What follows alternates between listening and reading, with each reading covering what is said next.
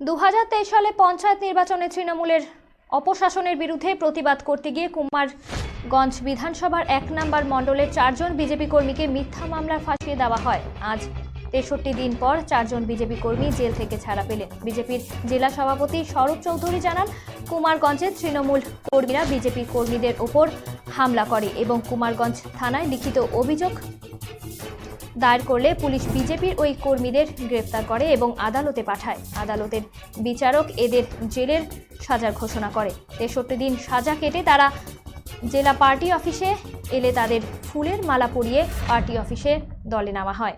সাজা কাটা বিজেপি কর্মী মানব বর্মন জানান, পঞ্চায়েত ভোটে তৃণমূল চালিত কুমারগঞ্জ থানার পুলিশ তাদের মিথ্যে মামলার অভিযোগে যুক্ত করে জেলে পাঠায়। আদালতের নির্দেশে সাজা কেটে 61 দিন পর ছাড়া পেয়ে জেলা পার্টি অফিসে এলে তাদের ফুলের মালা পরিয়ে বরণ করা হয় বলে তাদের বক্তব্য। এই সময় আনন্দের মুহূর্ত, এই সময় জীবনকে আলোকিত করা, এই উৎসব আসল হাতের জাদুতে, এই সময় সমৃদ্ধিকে ঘরে আনা। Senco gold, gold and diamond, RRN road, old post office পাড়া সাউথ, কোচবিহার।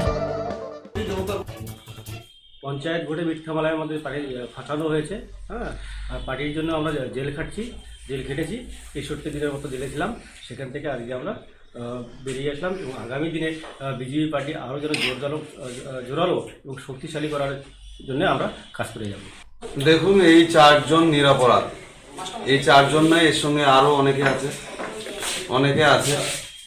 2023 সালে পঞ্চায়েত নির্বাচনে আমাদের যারা ক্যান্ডিডেট হয়েছিল, যারা ইলেকশন এজেন্ট ছিল, পোলিং এজেন্ট ছিল, সেখানে তৃণমূলের এক বাহিনী হামলা করার পর তাদের লোকও আহত হয়, কিন্তু উল্টা আমাদের পার্টির লোককে সেখানে কেসে ফাঁসানো হয় এবং নিরপরাধ ব্যক্তিদের আজকে তৃণমূল এবং প্রশাসনের দ্বারা আর 63 দিন তাদেরকে জেল খাটানো হয়েছে। তাদের অপরাধ, তারা ভারতীয় জনতা পার্টি করে এবং তারা বুথ রক্ষা করতে গিয়েছিল, সেখানে তৃণমূলের বাহিনী হামলা করে এবং জেলা জুড়ে বিভ্রান্ত করছে, বিরক্ত করছে।